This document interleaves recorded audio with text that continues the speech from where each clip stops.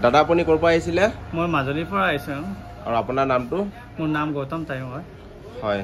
আৰু আমাৰ শ্বপটোৰ বিষয়ে আপুনি কিবা গম পাইছিলে নে এনে ফটককে দেখা পাই সোমালে? আমিও ইউটিউবৰ চাইহে আহিছোঁ। হয় নেকি?